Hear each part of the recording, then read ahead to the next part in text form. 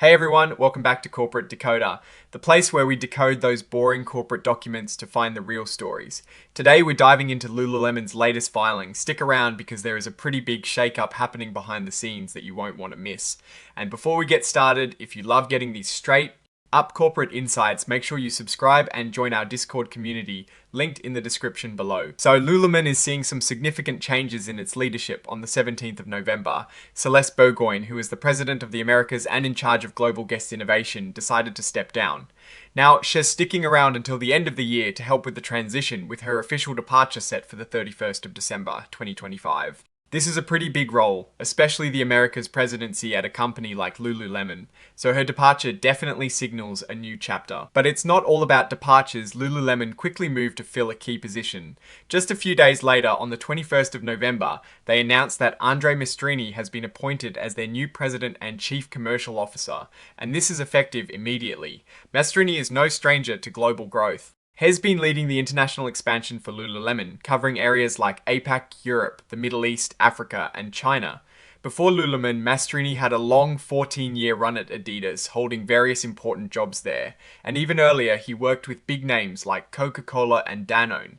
He's got a strong background in marketing and global business management, which is exactly what you'd want in a chief commercial officer role. Now, every time a top executive gets a new role, especially a chief commercial officer, we look at the details of their employment agreement.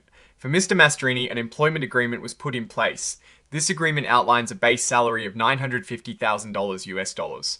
On top of that, he is eligible for an annual bonus, which is tied to hitting certain performance goals. He'll also be part of the company's regular benefit plans and has standard protections if his employment were to end.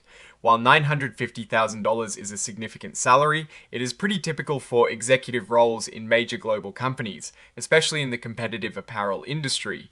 Now, this is a Form 8K, which is a current report filed with the SEC. These are typically used to announce major events that shareholders should know about. In this specific filing, the core news revolves around these leadership changes. There aren't detailed financial tables like you'd find in a 10Q or 10K, which are more about quarterly or annual financial performance. However, these leadership changes themselves can be a major indicator of the company's future direction and strategy.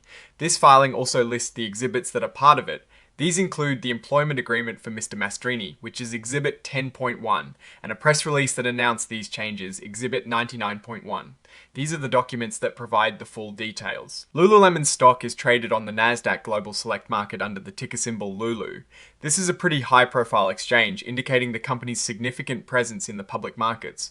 When we see changes like this in top leadership, investors and analysts are always watching closely to see how it will impact the company's performance and stock price. Looking at the bigger picture, Lululemon has been building a strong brand image centered on wellness, athletic performance, and a premium lifestyle.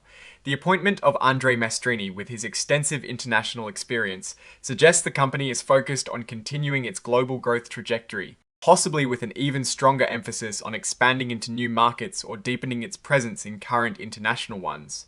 The departure of Celeste Burgoyne, who was leading innovation in guest experience in the Americas, might signal a strategic shift in how they approach customer engagement and their core North American market. Or it could simply be a personal decision. The compensation package for Mr. Mastrini, while substantial, seems in line with industry standards for such a high-level executive role. The performance-based bonus is standard practice and designed to align his incentives with Lululemon's success. The severance protections are also typical, offering security to the executive while also ensuring an orderly transition if needed. From a Warren Buffett perspective, we'd be looking at how these changes align with Lululemon's long-term competitive advantages, often called its moat. Does this new leadership strengthen that moat? Mastrini's track record suggests a focus on growth, which is positive. However, the effectiveness of any leadership change ultimately depends on execution and market conditions. The company's ability to innovate and maintain brand loyalty in a competitive athleisure market will be key. One of the notable risks for Lululemon, and really for any company undergoing executive changes, is the potential for disruption. A smooth transition is crucial to avoid impacting day-to-day operations or strategic initiatives. Investors will be looking for consistent performance and clear communication from the new leadership team moving forward. The opportunity here is clear: continued global expansion and an enhanced customer experience driven by experienced leadership. In conclusion, Lululemon is navigating a significant leadership transition. The appointment of Andre Mastrini is a strategic move signaling a continued focus on global growth and commercial success, while the departure of Celeste Burgoyne marks the end of an era for her role.